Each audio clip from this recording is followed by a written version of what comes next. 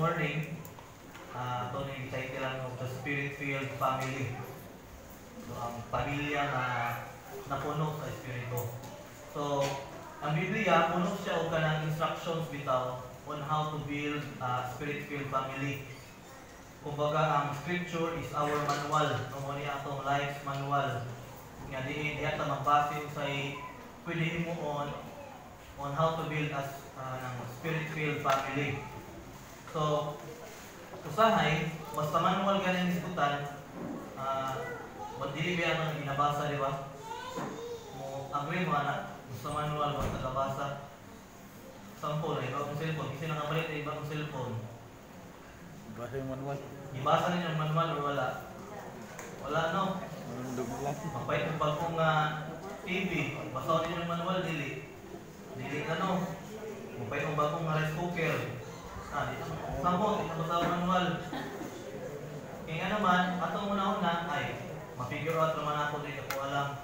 Pero usahay, pag di na yun natin makaya, labi na ang mga TV karon, di ba, mga high-tech na? Na may mga, nasa yung mga function ba nga bago sa ito Pag di na yun natin makaya, kung pag-figure out, dito pa mo, basa sa mga asa ganyan, kanang basahon na bit. So usahay, una po ang kanang kinabuhi sa tao. Kung maglisod na, diyan pa mabasa sa Biblia. So, naik sa katao nga ipalit siya ka ng cabinet online. Di ba na may mga mapalit niya cabinet sa online, di ba? Shopee. So, sa dihang nga niabot na ang iyahang parcel, affected kayo siya nga niulit silang balay. Kunya, iyahalay yung kiablihan. Kaya iyahang itaod. Kunya, of course, hilig mo lagi ka ng mga DIY, no? Kita-kita rin na panahon ron, DIY yun ang hilig sa mga tao. Kita-kita rin yung magtaod. Kunya, kasagaran yun, di na yun ang mabasa sa kanang manual kaya dito na ko ani. So, gitaod niya, ibuot niya, mga screw, gitaod niya ang screw, niya mga parts niya, yung ipaigo na matukod yun ang cabinet. Hangtod niya, nabuo din niya. Tapos, katong nabuo na, ibutang na niya ang mga salina niya, yung mga gamit. Pagbutang niya siyang gamit, giling-giling, tuon, wala, pangkong nga tumpag. Kuratan niya masawa, gusto mo na. Nagubang ang kabinet. Murag, nakuhaan ba niya, scam ba niya ba? Ay, ang asawa nga, ibasa niya yung manual. Ay, bana, wala. Murag natubag sa bana, wala akong ibasa ang manual. Dito di ay, kay naaday mga mali, ng mga screw. Nabali, magtaod ang atong iyang kanang mga board. So, usahay, manana po ng tao. Naghan po mga tao karon gusto sila magtukod ng pamilya. Pamilya nga malipayon, pamilya nga likon, pamilya nga malinamon. Pero, na-neglect nila ang pagbasa una sa manual. Ang life manual, which is ang Scripture. Wala sila wala sila nagkonsulta, ilang i-ignore ang pulong sa Ginoo.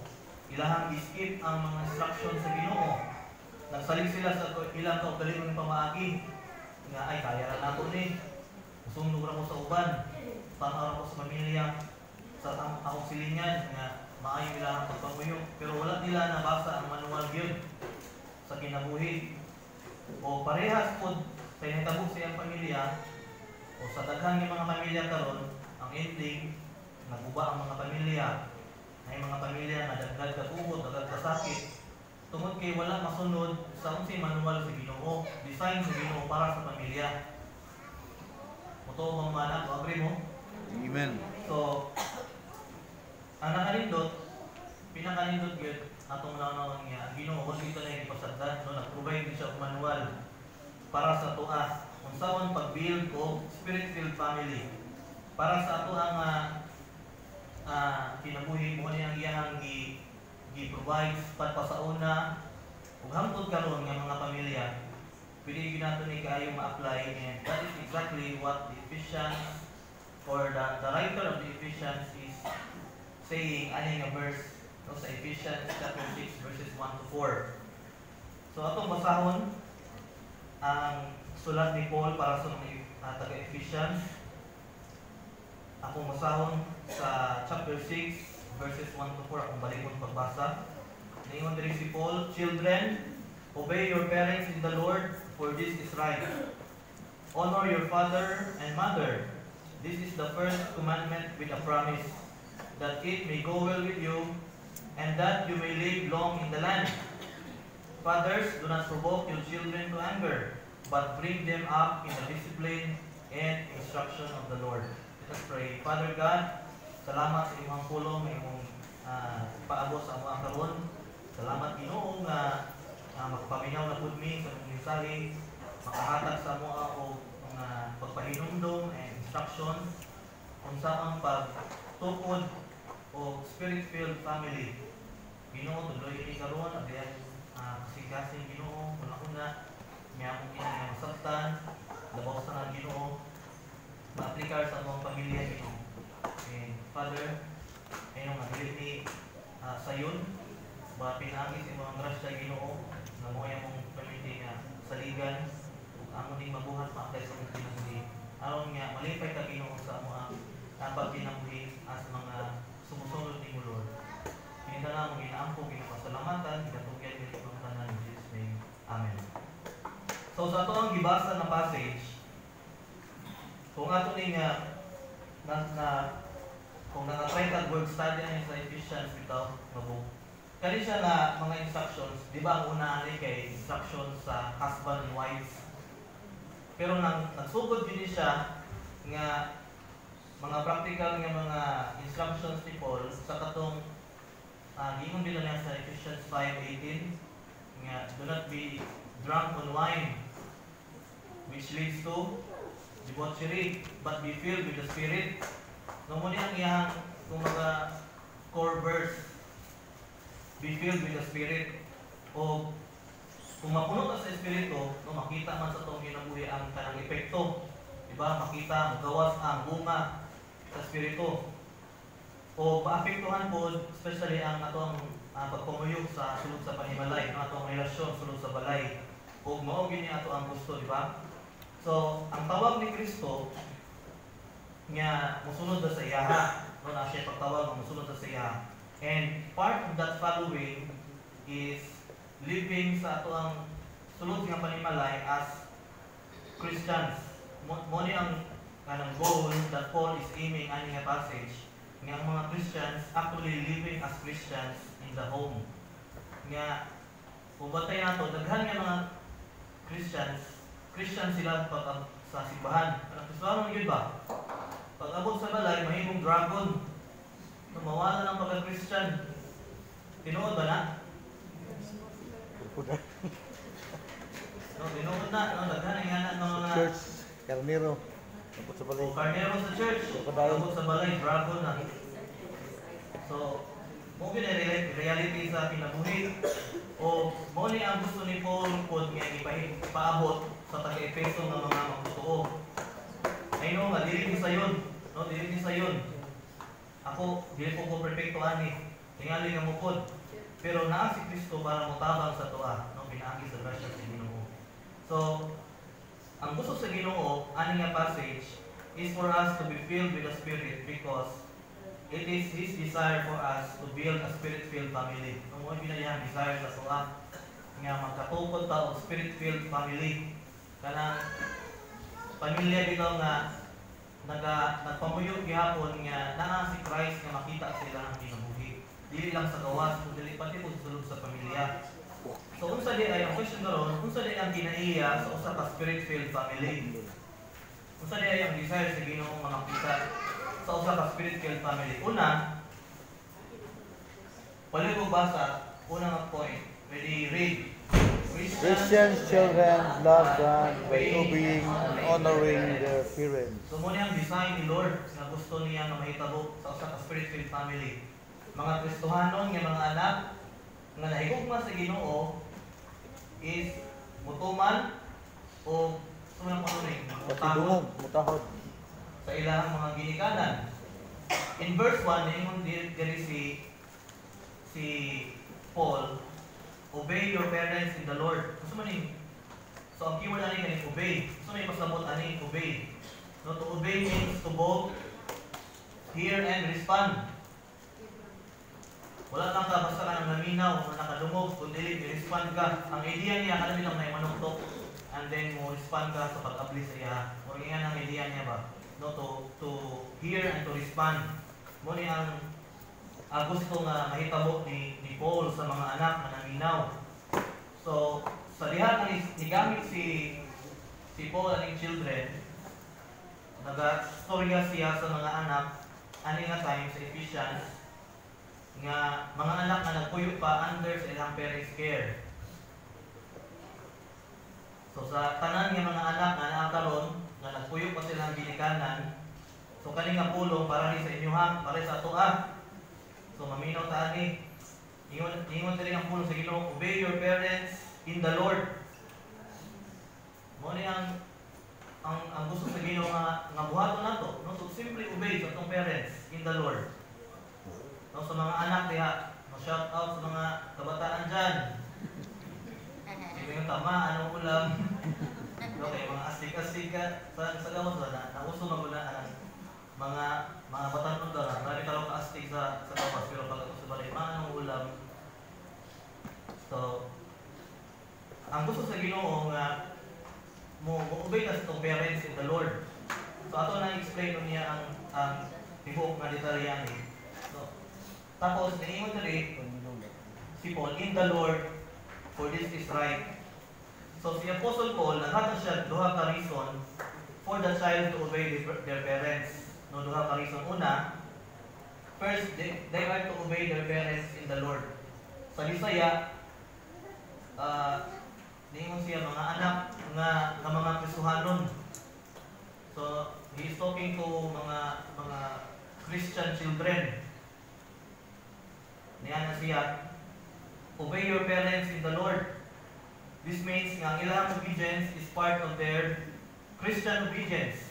No, Christian responsibility. So mga anak, inyo ang responsibility, o ito ang responsibility to obey our parents because we are Christians, we are in the Lord.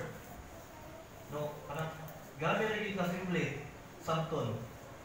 Kani siya na command is similar sa katong command sa previous anime verse. Command sa mga asawa to submit sa ilang husband as to the Lord. Because ang point ni Paul, because you are Christians, mga children, because you are Christians, kailangan mo obey sa inyong parents. This is your duty. So this is your Christian obedience. And gusto sa Ginoo nga ato ning tumanon kay mo man iyang desire sa mga anak to trust and obey sa ilang mga parents. Nganuman, tungod kay ang ilang pagsalig o ang ilang pagtuman sa ilang ginikanan is also a reflection sa ilang pagsalig o pagtuman sa Ginoo. Na guess ninyo, gina-practice ni Lord ang ato ang heart to obey our parents in order for us to obey po sa ato ang spiritual father, ang Ginoo. It is a reflection. If you are a Christian and then you are obeying your parents, you are also reflecting your obedience sa Ginoo. So, second reason is because it is simply right for a child to obey their parents. Nganong right man siya? Kay bisan asa ka sa kalibutan, obedience sa ginikanan is the norm. Normal yun na, bisan mo imong parents, Kristohanon man na dili, automatic na yun na nga, kailangan mo obey kay imong man ang parent. So, for a Christian, it is more than just a norm. Kung dili lang siya basta nga naandan or dapat nga buhaton. It is right for a Christian because kanina po siya ng command is connected sa Old Commandment, no, sa Exodus 20:12 and Deuteronomy 5:16. Kaning giingon ni Paul sa verse 2, honor your father and your mothers. Dili na siya basta norm, kundi is connected sa katong 10 commandments. Ikapila ni nga commandment? 5th, honor your father and your mother. So, ginakot ni Paul ang kaning Old Testament dili nga command sa Ginoo. So, this is a basic structure, ato na naman, basic structure siya of a good life na i-establish sa Ginoo from the beginning. So, kung sa may pasabot ani, Pero karon akong isulti kung saan dili buot pasabot niya. Kaysa kaya naman siya sabton. Pero kung sa diay ang dili niya buot ipasabot. Kay kung tayo ninyo, this is the first commandment with the promise. No, kung atong basahon nila sa Exodus na siya promise that you will have a good or blessed and long life. So, it doesn't mean nga ang pag-honor nimo sa imong parents is a way of gaining long life. Ang pag-honor sa imong parents, dili siya pasabot nga pamaagi para ka magkaroon ng sa kinabuhi. Kay naay daghan nga mga buutan nga mga anak ang sinungtanon nga mumurag kinabuhi. Di ba? So dili siya pamaagi to earn a long life. Kung saan ay pasabot ana, ang pag-honor ng God, dili mo na siya pilit tan-awon as a reward. Nakuha na to. Ay, ako i-honor akong parent para magkaroon ko ka ng taas ng pinabuhi. So, gina-encourage niya. Sige, dapat i-honor yung parent para taas yung pinabuhi. Mali siya na encouragement. Kaya, dili mo siya i-honor para ka makagain of something. I-honor mo siya, tungod kay mo ni ang tama. Secondary na nang para ka makagain of something. Dili siya honor ang tawag na. If it is done to gain something, dili siya matawag na honor. Kasi tawag na is flattery. Flattery is kanang naakay buhaton or isulti nga naakay hope of getting something in return. So that is flattery. Dili na siya honor. Honor is respecting another because of who they are, dili because of what you can get out of doing it. So, ang pag-honor, it focuses on another. Pero ang flattery, it focuses on yourself. If ang imong motivation to honor your parent is to have a good life, that is not, you are not honoring your parents, you are honoring yourself. Okay, you are doing it for yourself man, di ba? Ang pag-honor is you're doing it for the other person. So, dili para sa mga paggalingon. And, kung atong sabtan ang verse nga gisulat ni Paul para sa Ephesians, kung atong i-reject ang mga instructions sa ato ang mga parents, dili ta makabalo sa ang pagkinabuhi dili sa kalibutan, di ba? Kaya ang ato ang mga parents, sila ang ato ang first teachers. Sila ang nag-guide sa ato ang usawon nga mabuhi sa kalibutan. So, tinuod yun, kaya dili siya o dili ang mga anak dili magkaroon og good and long life. Maybe daghan nga mga anak magkaroon og long life pero dili good ilang life. Di ba? Namay mga ng mga anak taas ko nilang kinabuhi pero dili maayo ilang life. Dili blessed ilang life. Ang ingon diri, you will have a good or blessed and long life. So, atong gina-respect ang instructions and ang mga pagdisiplina sa atong mga parents dili because nakabalo sila sa tanan ng mga tubag kung saan pagkinabuhi nga maayo, kung saan pagkinabuhi ug taas nga kinabuhi sa kalibutan. But because ng ato among obedience, akong na-mention ni Gaina, atong obedience sa atong parents is training for obedience to God. So if we are obeying sa atong parents, we are training ourselves sa pag-obey sa Ginoo. And kung atong tutanawon sa bigger picture, if dili na to makaya sa pag-obey sa Ginoo, you also will not have a good and long life. No, kailangan nato nga masabtan na ang ato ang pag-obey diay sa atong parents is training ni sa atong pag-obey sa Ginoo. Kung dili ka maka-obey sa imong parents, how much more ang imong pag-obey sa Ginoo? No, maglisod ka. Yang resulta na dili ka makapamuyo og maayo nga kinabuhi ug taas nga kinabuhi. Makapamuyo sila kag maayo kinabuhi pero bubo lang imong kinabuhi. Or the other way around. Makapamuyo ang taas ng kinabuhi pero dili maayo yung pagkinabuhi, dili bless, puro ka sa pag-adto ug kasakit. Tungod kay wala nato gi-blaster o wala nato gisunod ang instruction ni Lord no kita nga mga anak. Wala nato gi-obey and gi-honor nato ang mga parents. So sa diha nga niingon si God to honor our parents. Of course, nakabalo siya nga naay mga parents nga they are hard to love. Mag-agree mo na. Naay mga parents nga lisod sila higugmaon. No, realidad na siya dili ka ng parents sayon higugmaon. No, naay mga experience sa mga videos bitaw, mga documentary nga dili maayo ilahang kaning dili maayo ang ilahang kaagi silang mga parents. Kay namoy nakita nga balita sa una nga kanang nadakpan siya sa tukhang ang mama. Then gi-document man yata to yang ginabuhi nga or gibalita ra to nga ang iya lang anak nga bata pa sige pangayo siya pagkaon. Kanya ang iyang mama busy sige drugs.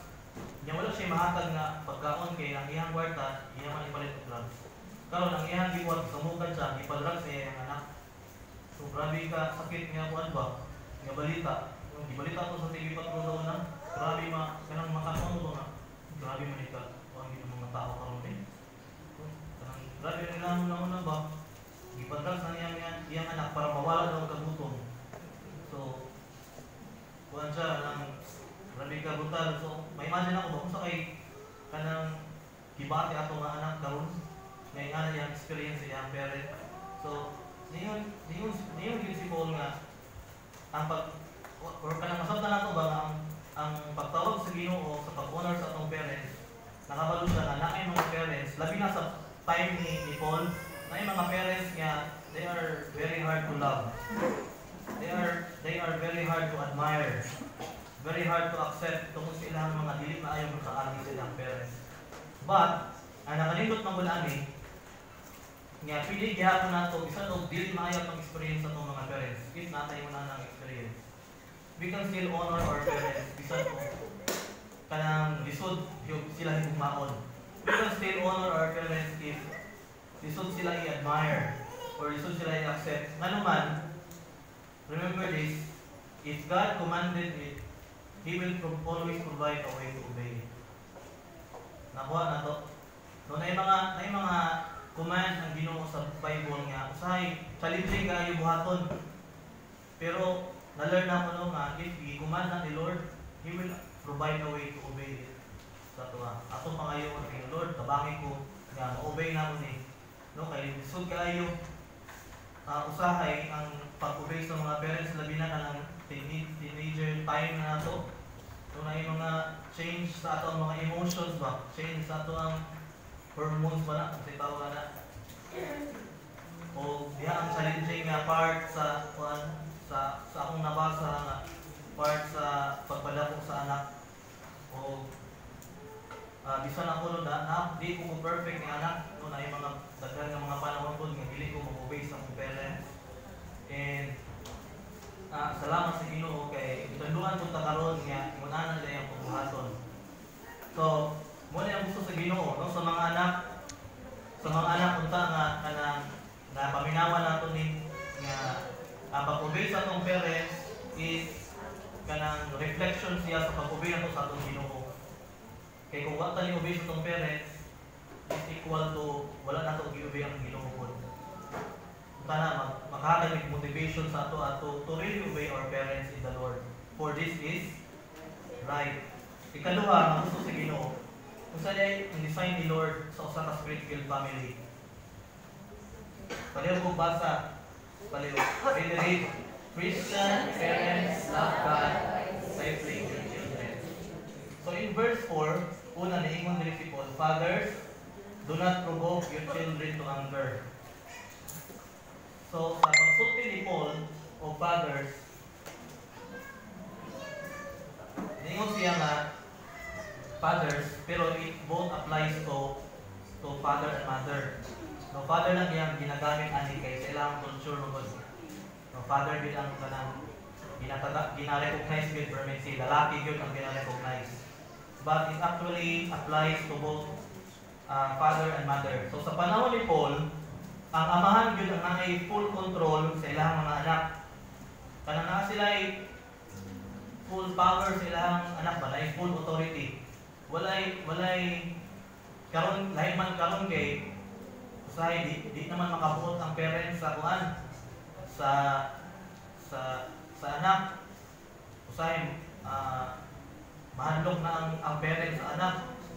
Usahay kanang ipapayunan na lang ang anak, pero sa unang panahon sa time ni Paul, dili na pwede. Musunod yung sa imong papa, kaya dili ka musunod. Grabe ang silot nga iyang ihatag sa imuha. Nya dili pa imong anak ka-strong ang balaod nga naay kanang child protection. So grabe ang full control sa mga amahan sa ilahang mga anak nga they could punish them severely. So grabe nga punishment. Murag nakaabot mong gani siguro ang uban sa mga parents karon nga imo na kanang grabe nga pagdisiplina, di ba? Nanamay nakaluhod diri kasin, nakaluhod diri munggos, sa pay mga grabe yan na disiplina. Ako murag wala mo ko naka-experience ana kaluhod kasin, wala ko naka-abot ana. Sabot na ron, no, dili na kaayo mo na ang pagsilot sa mga anak. Siguro napay pipila pero halos wala na. Pero sa una grabe. Ug samot pa yun sa time ni Paul. Na grabe ang mga pagdisiplina, pagsilot sa mga anak, dili sila mutuman. And nakabalo si Paul nga ang mga ginikanan have the opportunity to provoke their children to anger. Pinaagi sa mga unkind words, kanang over-critical attitude nila, nga makatorment usahay sa mga anak, nga instead of training them, usahay mas napalabihan ang ilahang pagdisiplina nga sobrahan nga disiplina, masilot. Pero ang Christian parents, according to Paul, dili dapat iunahan ang buhaton nila. No, mga Christian parents, nga dahil ko love God by discipling their children. Dili nga kanang grabihan pud nga pagsilot nga sobra-sobra na pud. Naingon diri sa kanang Enduring Word Bible commentary. Ano siya giingon diri ba? Ano siya? The gospel introduced a fresh element into parental responsibility by insisting that the feelings of the child must be taken into consideration. In a society where the father's authority, o parsha potestas, akong gingon was absolute, and this represented a revolutionary concept. No, shocking kayo sa ilaha nga kailangan dahil i-consider po ang feelings sa mga anak. No, ang gospel nakahatag siya og kanang transformation, life change sa ato, di ba? Karon naghatag daw siya og new idea kung saan sa mga parents sa pag-treat sa ilang mga anak. Nga kailangan nila i-consider ang ilahang ang feelings silang mga anak. So sa panahon ni Paul, di ba akong giingon na full authority and power ng mga amahan sa ilang anak, na they could do whatever they wanted sa ilang mga anak. Pwede nila ibaligyan ng mga anak, ibaligyan para kanamahing slave, para makakwarta sila. Pwede nila kanang pasakitan nilang anak, kung ma-upset sila, pwede nila kahimungan nilang anak, imunana sila sa una. Pero sa dihang labi na sa Ephesians, siguro he's talking to kanang mga Gentile nga mga believers, kay kaniya to, ingana, labi na sa mga pagano, ingana ilang kanang practices. Sa diha nga nakaangko sila sa gospel, na transform ang ilahang kanang kinabuhi, pati na po ang ilahang parenting. Unya, grabe ni ka kanang bagpo sa ilahang idea. Very shocking sa ilaha nga ang mga parents di ay gusto sa Ginoo nga maging gentle sila and considerate silang mga anak, dili maging harsh. No, kung ikaw parent nga, giingnan kalipulan ato nga mga amahan, ayaw tanong mo pagpasok ang inyong mga anak. Ayaw sila i-provoke. No, kung yung imagine ba, shocking kayo sa ilaha, murag, naanayan mo to. Kay bago sa ilaha na pamahagi sa parenting, dili mo na anak nila ang andan. So, nag-warn si Paul sa mga parents not to make their children angry on purpose. Kaya kung ang mga parents ng God, grabe sila ka-harsh sa ilang children, it can make their children naturally nga mag-rebel even more. Mas mag-rebel din daw sila. if harsh ang pamaagi sa parents. Then, naingon po diri sa kuan gihapon sa katong enduring word ng Bible commentary. When you are disciplining a child, you should have first controlled yourself. What right have you to say to your child that he needs discipline when you obviously did it yourself? Kung grabe ni ka, kanang kuan sila, sikit kayo sa mga kuan ba ng mga efficient ng mga parents sa ilado. So, no? Pasabot ba nga, kung mag-disiplina kasi mong sa imuhang anak, you should first check yourself. Kay basin, sigag kuan, sigag pakasabang sa imong anak ba, pero ikaw po di ay, kailangan mo kang disiplin. Di ba? Mo agree mo na ako yung mga parents na kailangan mo disiplin. Okay, hindi naman po perfect yung mga parents. Hindi po perfect, kay sila, they were once also children. Nga wala po siguro na matuto. Katong na-parent na sila, wala po nila nataro kung ang ilang mga anak. So, if you are upset or acting wrong, wala kay right to say to your child nga mag-behave ka. Kay ikaw po, you need discipline to. Nung mo ipasabot diri. Na kay wala kay right, wala ba? Kung may right ni mo to discipline your child if obviously you need it yourself. No, nang say nga na aware anang di ta maka-aware ba? Kay naman ko na patak sa una-una sa ay parent ko. Anak ra ka. Mo tama ako. Ano ba? Nayon na nga mindset ko sa'yo, unaware na mga wala, kailangan ko na ko nga i-evaluate akong kaugalingon. No? Ang point naman dito is mag-evaluate sa taas itong kaugalingon. Kanang nahimo akong model sa akong anak. Kaya nagatulog ko sa iya na magkaroon ng proper manners, pero usay ako diri wala dili ko nagkaroon ng proper manners. So mo na yung pinapasabot ani. In short, ang mga parents are encouraged here to become unfair, dili maging kanang dali na po masuko or harsh no mo ipasabot ni Paul sa mga efficient fathers when guiding the children. Maghada mo example illustration. Sa Bible, si King Saul. Okay, kailangan ta kang King Saul, no? Si King Saul is a good example of a parent na grabe ka harsh. Ano man? 1 Samuel chapter 20. Gi-invite man ni Saul si David nga magkuan. Kanina tayo sa na si Saul kang David. Gi-invite na niya nga manihapon. And then kaduha gyud ka beses wala ito nga si David, pero nagsabot si Jonathan ani. Ako lang to make the story short. Nasupot si Saul kang Jonathan nganong gitabangan niya si Juan or gilikay man niya si David sa akuha. Nga grabe nga kasupok ni Saul. Iyang gibangkaw si Jonathan, iyang anak. Gibangkaw niya. So siyang man, okay ba na sa parent, gabangkaw ni mo yung anak. Meaning, nakaka-intention to kill your child, di ba? Grabe siya ka-harsh nga parent ba? Sa iyang kasuko, wala niya na-manage ang iyang emotion. Unya, nakapahimo po ni kang Jonathan nga sukog siya tayo sa iyang amahan. Grabe siya kasuko sa iyang amahan. And he has the right to do so by grabe po ng harsh treatment sa iyang amahan, sa iyang nung bangkawon mo manong muli mo, patyon mo muli mo. So, good example siya nga naagyo yung mga harsh po ni parents. Nga kailangan po nga makabasa unta sa instructions ni Lord nga in building a spirit-filled family, kailangan ikaw first mo disciple yun sa imong anak. No, imong i-model.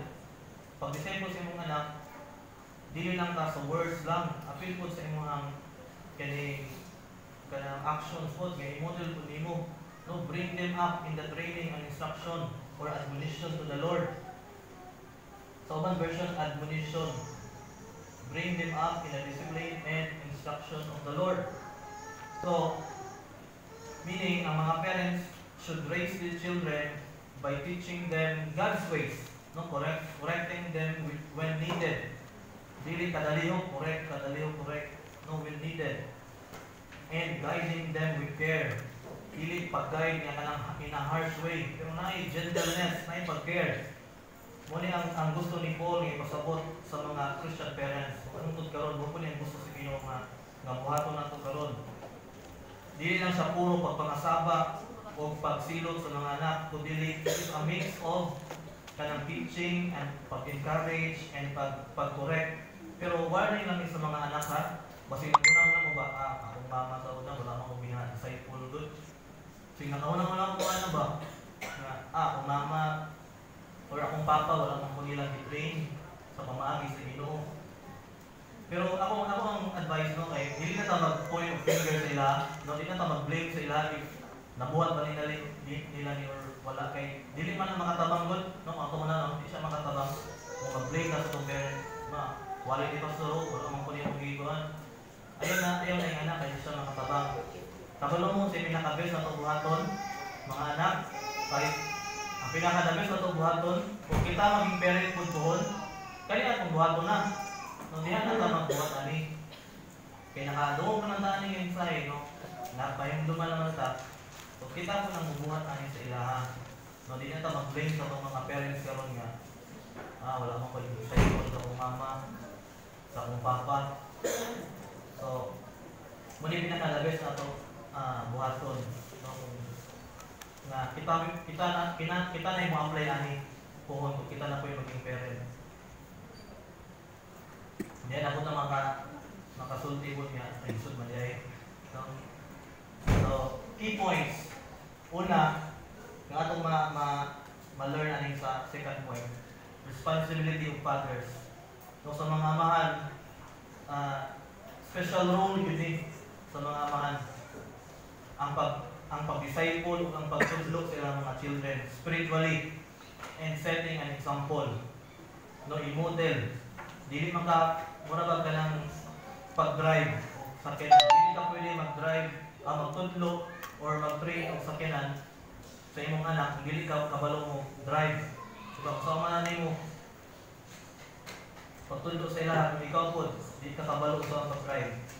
No, dili lang ni ang sa imong po, ang reality karon nga panahon, ang nag-disciple na noon, ang mama, di ba? Sagaran mama ang nag-disciple sa anak. Siya ang naghahatag ng mga words nga nagikan sa Bible, mga verses.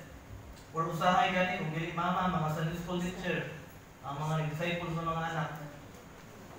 Usahay, i-blame pa ang Sunday school teacher, wala man ang baro ng Sunday school teacher, wala man usap akong anak. Pero dapat magsugod ang imong balay. Ikaw mismo nga parent mo ay magkuhan gid anak. Kanang mag-disciple gyud. But sa mga amahan, naagyo'y special role sa mga amahan nga dili lang itabaw sa inahan kundi sa mga kuan-kuan. Kanang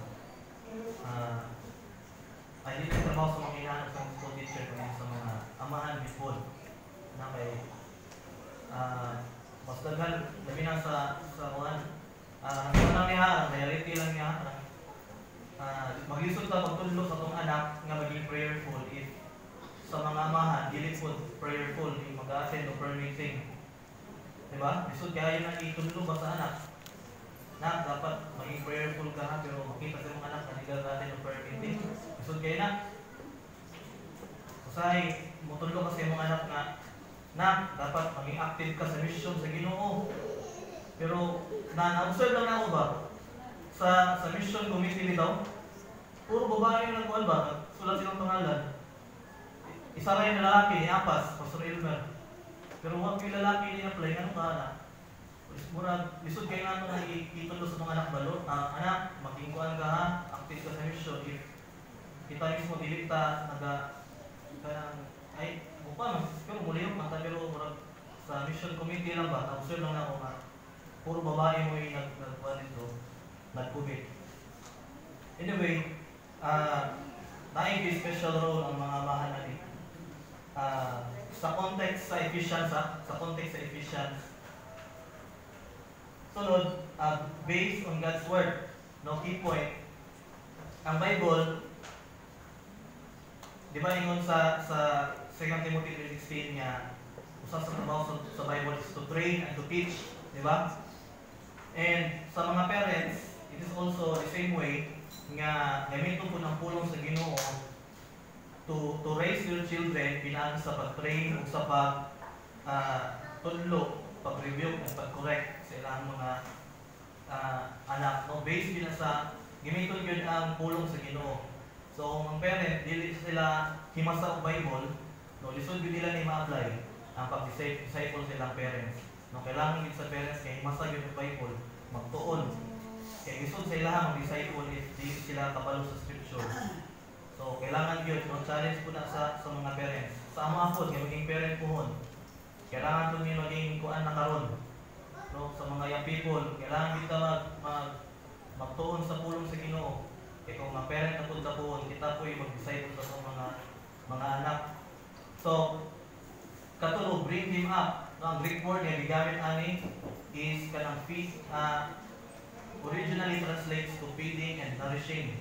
No, pagpakaon, pag-nourish, dili lang basta pagpakaon o usa-usa, kundi mga pagkaon nga naay dala nga nourishment sa lawas.